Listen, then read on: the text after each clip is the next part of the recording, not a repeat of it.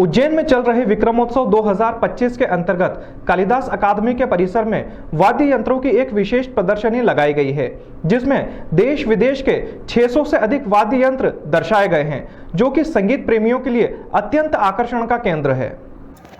श्री श्रीराम तिवारी, निदेशक महाराजा विक्रमादित्य शोधपीठ संस्कृति विभाग मध्य प्रदेश शासन ने बताया कि प्रदर्शनी में प्रदर्शित वाद्य यंत्रों में ऐसे यंत्र शामिल है जो आज आम तौर पर देखने को नहीं मिलते हैं, जिसमें राजा महाराजाओं के दरबार में बजने वाले शाही वाद्य यंत्र भी शामिल है, जिसकी मधुर धुनें अब दुर्लभ हो चुकी है। त्रिवेणी संग्रहालय उज्जैन द्वारा आयोजित इस प्रदर्शनी में तार वाद्य, फूंक वाद्य और ताल वाद्य जैसे विभिन्न प्रकार के संगीत यंत्र प्रदर्शित किए गए हैं।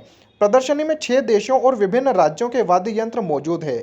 यहाँ संगीत प्रेमी बीन, सरोद, संतूर, रुद्र वीणा, पखावज, शहनाई, तबला और अन्य दुर्लभ वाद्य यंत्रों का अवलोकन कर सकते हैं। नागों को नचाने वाली बीन भी प्रदर्शनी के लोगों के लिए आकर्षण का केंद्र बनी हुई है।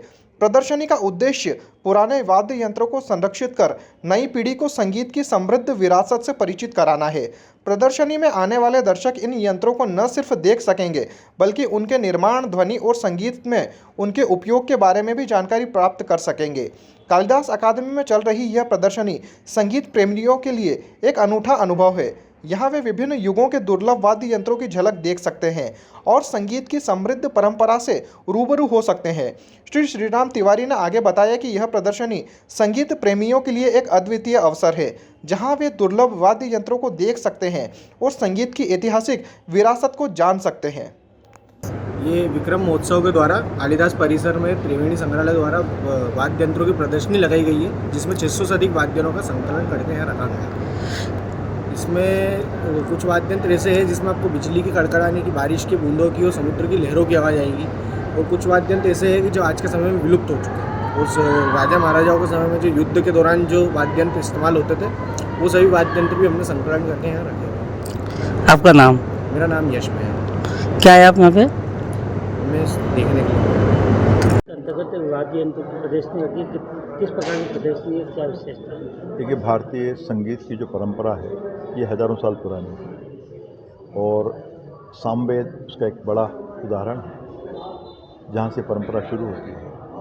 तो इन जितने भी वर्षों से सामवेद समय जो रहा है, तो हज़ारों साल की जो संगीत की परंपरा है, वाद्य यंत्रों की परंपरा है, तो जो वाद्यों की जानकारी हमको समय पर मिल पाई, ऐसे वाद्यों को संग्रह करके विविध वाद्य हैं और वो सब दुर्लभ हैं अधिकतर, तो उनकी प्रदर्शनी उज्जैन में हो रही है। और इसमें सब तरह के वाद्य हैं, कोई जम्मू कश्मीर में बजता था, तो कोई तमिलनाडु में है, कहीं पर केरल में है, मध्य प्रदेश में है। और जो तमाम बड़े बड़े घराने जो हैं, तो जयपुर घराना भी है, तो बनारस घराना है, उज्जैन की अपनी परंपरा रही है, वेद पाठ की भी परंपरा रही है, तो उसमें जो वाद्य इस्तेमाल होते रहे हैं उनको एक तो यहाँ पर प्रदर्शित किया है, और जल्द ही हमारी प्रयास होगा, संस्कृति विभाग का प्रयास होगा कि इसे उज्जैन में स्थायी संग्रहालय के रूप में स्थापित किया जाए। सर, कितने वाद्य यंत्र और क्या विशेषता? कुछ लगभग 650 वाद्य हैं फिलहाल, और उनको और खोजने का और उसको संग्रह करने का काम जारी है। तो ये संख्या बढ़ेगी, इतने वाद्य तो स्थापित होंगे ही, हो सकता है कि इससे ज़्यादा बड़ी संख्या में हो।